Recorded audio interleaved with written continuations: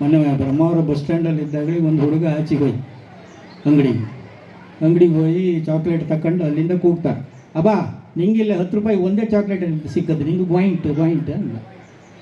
ಈಚೀಗ ಗಂಡು ಬಂದದ್ದೇ ಸೈ ಅಬ್ಬಿ ರಪ್ಪ ಕೊಟ್ಲಲ್ಲ, ಮೆಲ್ಲ ಇನ್ನೊಬ್ಬರ ಹತ್ರ ಹೇಳ್ತಾ ಇದ್ವಿ, ಅಲ್ಲ ಇಡೀ 23,000 ಖರ್ಚು ಮಾಡಿ ಇಂಗ್ಲೀಷ್ ಮೀಡಿಯೇಟಿಗೆ ಹಾಕಿದ್ದೆ, ನೀನು ಎಲ್ಲಕ್ಕೆ ಕ್ವಾಟೆ ಭಾಷೆ ಮಾತಾಡ್ತೀಯ ಫ್ರೆಂಡ್ ಅಂತೇಳಿ ರಪ್ಪ ಕೊಟ್ಟು.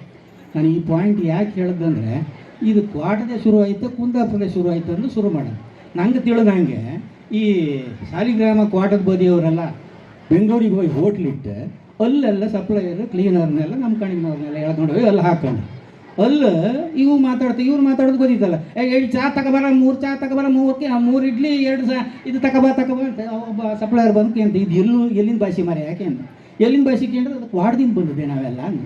ಆದರೆ ನಾನು ಹೇಳೋದು ಇದು ಕ್ವಾಟದ ಭಾಷೆ ಅಂತ ಹೇಳಿ. ನೀವು ಕುಂದಾಪುರದ ಇಷ್ಟೋ ತಿಳಿ ಹೇಳ್ರಿ, ಈ ಕ್ವಾಟದ ಕುಂದಾಪುರ ನಿಮ್ಗೆ ಏನಾದ್ರು ಕರೆಕ್ಟ್ ಗೊತ್ತಿದ್ರೆ ನಮ್ಗೊಂದು ಸಮ್ ಮಾಡಿ ಹೇಳಿ. ನೀವು ಹೇಳೋಕೆ ನಾನು ಕ್ವಾಟದವನೇ, ನಾನು ಕುಂದಾಪುರದವನೇ.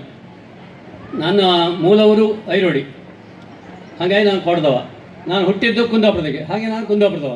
ಹಾಗೆ ಕುಂದಾಪುರ ಭಾಷೆ ಅಂತೇಳಿ ನಾನು ಹೇಳ್ತಾ ಬಂದದ್ದು. ಆಗ ನನ್ನ ಭಾಷಣದ ಆರಂಭದಲ್ಲಿ ಕುಂದಾಪುರ ಭಾಷೆ ಅದನ್ನು ಕೋಟಕ ಭಾಷೆ ಅಂತಲೂ ಕರೀತಾರೆ ಅಂತ ಹೇಳಿದೆ. ಅದನ್ನೇ ಕೋಟ ಭಾಷೆ ಅಂತ ಕರೆಯುವಂಥದ್ದು. ಕೋಟ ಜನ ಅಂತ ಮೈರು ಪಾನಮೈರು ಎಂಥ ಒಳ್ಳೆ ಪುಸ್ತಕ ಬರೆದಿರು, ಗೊತ್ತಾ? ಅದನ್ನು ಓದ್ಕಿ ನೀವು. ಅದರಲ್ಲಿ ಕುಂದಾಪುರ ಕನ್ನಡ ಕೋಟ ಕನ್ನಡ ಸಮೀಕರಣ ಅವರು ಮಾಡಿರು. ಅಷ್ಟು ಇದು 4ನೇ ಸಮ್ಮೇಳನ. ಒಂದು ಸಮ್ಮೇಳನ ಅಲ್ಲಿ ಬಸವನೂರಿಗೆ ಆಯಿತು, ಹೊಯ್ಕ ಬರ್ಕ್ ಅಂತೇಳಿ ಒಂದು ಸಮ್ಮೇಳನ. ಹಾಗೆ ಕುಂದಾಪುರ ಬಿಟ್ಟಿಲ್ಲ ಕೋಟವನ್ನು. ಕೋಟದಲ್ಲಿ 2 ಆಗಿ ಇದು 3 ಆದರೆ 4ನೇದಲ್ಲಿ ಬಸವನೂರಿಗಾಗಿತ್ತು. ಅದೆಲ್ಲಕ್ಕಿಂತ ಹೆಚ್ಚಿಗೆ ಸಾರ್ವಜನಿಕ ವೇದಿಕೆ ಮೇಲೆ ಕುಂದಾಪುರ ಕನ್ನಡ ಮಾತಾಡೋಕ್ಕೆ ಹೆದರುತ್ತಾ ಇದ್ದಂಥ ಕಾಲ. ಆಗ ಬಲ್ಲಾಳರು ಏನು ಹೇಳಿದ್ರು, ವಿಜಯ ಬಲ್ಲಾಳರು, ಕುಂದಾಪುರ ಕನ್ನಡವನ್ನು ಸಾರ್ವಜನಿಕ ವೇದಿಕೆ ಮೇಲೆ ಮಾತಾಡೋಕ್ಕೆ ನಾಚಿಕೆ ಆಗ್ತಿತ್ತು. ಯಾಕೆ ನಾಚಿಕೆ ಆಯಿತು ಅಂತ, ಅದು ಕಳಪೆ ಭಾಷೆ, ಅದು ಅಂಥದ್ದೇನಲ್ಲ. ಹಾಗಾಗಿ ಧೈರ್ಯದಿಂದ ಕುಂದಾಪುರ ಕನ್ನಡದಲ್ಲಿ ಸಾರ್ವಜನಿಕ ವೇದಿಕೆಗಳಲ್ಲಿ ಬಳಸ್ತಾ ಬೆಳೆದದ್ದು ಸಾಧಾರಣ 60-70 ವರ್ಷದಿಂದ ಬಳಸ್ತಾ ಬಂದವು ನಾನು. ನನ್ನ ಹೆಗ್ಗಳಿಕೆ ಹೇಳೋದಲ್ಲ, ಆ ಧೈರ್ಯ ಬೇಕು ನಿಮಗೆ. ಕುಂದಾಪುರ ಕನ್ನಡ ಕೋಟ ಕನ್ನಡ ಬೆಳೆಸ್ಕೊಂತಿದ್ರೆ ವೇದಿಕೆ ಮೇಲೆ ಮಾತಾಡಿ. ಎಷ್ಟೋ ಮಂದಿ ನಾನು ಹೇಳಿದೆ, ಹೊಯ್ಕ ಬಾರ್ಕ್ ಸಮ್ಮೇಳನದಲ್ಲಿ ಬಂದವರು ಕುಂದಾಪುರದವರು ಕುಂದ ಕನ್ನಡ ಮಾತಾಡೋದಿಲ್ಲ. ಇದು ಪುಸ್ತಕದ ಕನ್ನಡ. ಯಾಕೆ ಕುಂದ ಕನ್ನಡ ಮಾತಾಡೋಕ್ಕಾಗ ಶಬ್ದ ಇಲ್ಲ? ಕುಂದ ಕನ್ನಡಕ್ಕೆ ಇದ್ದಷ್ಟು ಶಬ್ದ ಪ್ರಪಂಚದಲ್ಲಿ ಬೇರೆ ಯಾವ ಭಾಷೆಯಲ್ಲೂ ಇಲ್ಲ. ನಾನು ಆಗಲೇ ಹೇಳಿದೆ, ಧ್ವನಿಪೂರ್ಣ ಭಾಷೆ ಅಂದರೆ ಕುಂದ ಕನ್ನಡ ಅಂತೇಳಿ. ನಾನು ಫ್ರಾನ್ಸ್ ಈ ದೇಶಕ್ಕೆ ಹೋದಾಗ ಫ್ರೆಂಚ್ ಜನ ಕೈ ಕಡ್ದು ಇಂಗ್ಲೀಷಾಗಿ ಮಾತಾಡ್ತಿಲ್ಲ. ಹಾಗೆ ನಾವು ಫ್ರೆಂಚ್ ಕಲ್ತ್ಕೊಂಡು ಹೊಯ್ಕಾತಲ್ಲಿ. ಅವ ಹೇಳ್ತಾ ಫ್ರೆಂಚ್ ಭಾಷೆ ಬೆಸ್ಟ್ ಭಾಷೆ ಅಂತ ಹೇಳ್ದ. ನಮಗೆ ಫ್ರೆಂಚ್ ಭಾಷೆ ಕಲಿಸ್ಲಿಕ್ಕೆ ಬಂದವ. ಅವನ ಹೆಸರನ್ನು ಅಲ್ಲಿ ಬೋರ್ಡ್ ಮೇಲೆ ಬರ್ದ, RUPERT ಅವನ ಹೆಸರು ಹೇಳಿ ಅಂತ ಹೇಳಿದ.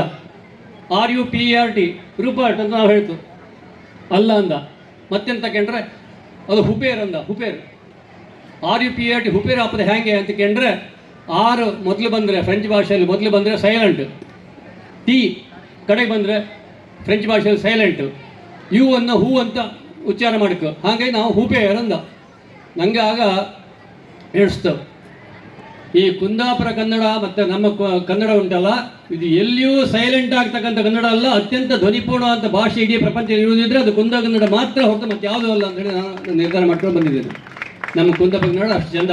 ನಾನು ಅಲ್ಲಿ ಅವ್ರಿಗೆ ಹೆಂಗಿದ್ರು ನನ್ನ ಇಂಗ್ಲೀಷ್ ಆಗ್ತತಿಲ್ಲ, ನಾನು ಕುಂದ ಕನ್ನಡದಲ್ಲಿ ಭಾಷಣ ಮಾಡಿ ಬಂದೆ. ಫ್ರಾನ್ಸ್ ದೇಶದಲ್ಲಿ ಹೋಗಿ ಕುಂದ ಕನ್ನಡದಲ್ಲಿ ಭಾಷಣ ಮಾಡಿ ಬಂದಿದ್ದೇನೆ. ಅದನ್ನು ಮಾಡಿ ನಂತರ ಭಾಷಾಂತರ ಮಾಡಿಕೊಂಡ್ರು, ಆ ಸಂಗತಿ ಬೇರೆ. ಹೀಗೆ ಆ ಧೈರ್ಯ ಬೇಕು. ನಮ್ಮ ಸಂಘ ಸಂಸ್ಥೆಗಳು JCS ಮತ್ತು ಇದರೆಲ್ಲ ಕೂಡ ಇದನ್ನು ನಾವು ಪ್ರಚಾರ ಮಾಡಲಿಕ್ಕೆ ಪ್ರಯತ್ನ ಮಾಡಿದ್ದೇವೆ. ಹಾಗಾಗಿ ಆ ಸಂಘಟನೆಗಳ ಮೂಲಕ ನಾವು ಪ್ರಯತ್ನ ಮಾಡಬೇಕು. ಪ್ರತಿ ಒಂದು ಊರಲ್ಲಿ ಕುಂದಗನ್ನಡ ಸಂಘಟನೆ ಆಗಬೇಕು. ನಮ್ಮ ಮಕ್ಕಳಿಗೆ ಕುಂದಾಪುರ ಕನ್ನಡದ ಮಹತ್ವ ಗೊತ್ತಾಯ್ತಾರೆ. ಪ್ರತಿ ಊರಿಗೆ ಕುಂದಗನ್ನಡದ ಒಂದು ಸಂಘ ಆಯ್ಕು, ಕುಂದಗನ್ನಡದ ಕಾರ್ಯಕ್ರಮ ನಡೀಕು. ಇವತ್ತೀಗ ಅಣ್ಣೇಕುಲರು ಏನು ಹೇಳ್ರು, ಅಲ್ಲಿ ಕುಂದಗನ್ನಡದ ಒಂದು ಸಂಘಟನೆ ಅವ್ರು ಮಾಡಿದಾರಂತೆ. ಎಂಥ ಹೆಸರು? ಅದು ಕುಡ್ಲಗಿಪ್ಪ ಕುಂದಾಪುರ ಅಂತ. ಕುಡ್ಲಗಿಪ್ಪ ಕುಂದಾಪುರ ಅಂತ ಕುಡ್ಲಗಿಪ್ಪ ಕುಂದಾಪುರ ಅಂತ ಹೇಳಿ ಒಂದು ಸಂಘಟನೆ ಮಾಡಿರು. ಅವರು ಇದೇ ರೀತಿಯಲ್ಲಿ ಒಂದು ಕಾಂಬ ಸಮ್ಮೇಳನ ಮಾಡೋಕ್ಕೆ ಹೊರಟಿರು. ಹೀಗೆ ಎಲ್ಲ ಕಡೆಗೆ ಆದರೆ ಕುಂದಾಪುರ ಕನ್ನಡದ ಚೀಟಿ ಮೇಲೆ ಬಿತ್ತಂತಲೇ ಲೆಕ್ಕ. ನಮಸ್ಕಾರ.